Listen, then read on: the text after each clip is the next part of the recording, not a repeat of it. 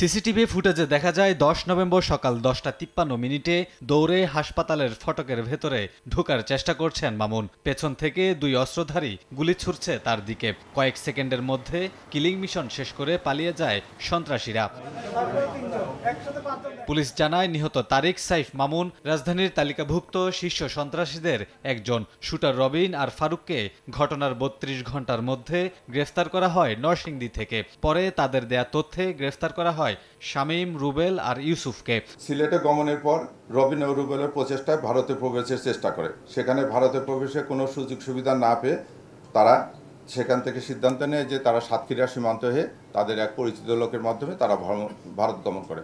তারা ফেরার পথে সিলেট থেকে রওনা হওয়ার পথে আমরা তাদেরকে নরসিংদী থেকে গ্রেপ্তার করা হয়। কিলিং মিশনে এখন পর্যন্ত 9 জনের সংশ্লিষ্টতা পেয়েছে গোয়েন্দা পুলিশ। হত্যার আগে রাতে মিরপুরে শীর্ষ সন্ত্রাসী রনির বাসায় হয় হত্যার পরিকল্পনা। পুলিশ বলছে নিহত মামুন একসময় অন্যতম শীর্ষ সন্ত্রাসী সানজিদুল ইসলাম ইমনের সহযোগী ছিলেন। অপরাধ জগতের নিয়ন্ত্রণ, আধিপত্য বিস্তার ও বিরোধের জেরে এই হত্যাকাণ্ড। পরিকল্পনা বাস্তবায়নের লক্ষ্যে ঘটনার পূর্বের দিন অর্থাৎ 9/11/2025 তারিখে সন্ধ্যার দিকে সন্ত্রাসী রনি তার নিজ বাসায় অপর সন্ত্রাসী রবিনকে ডেকে নেয়।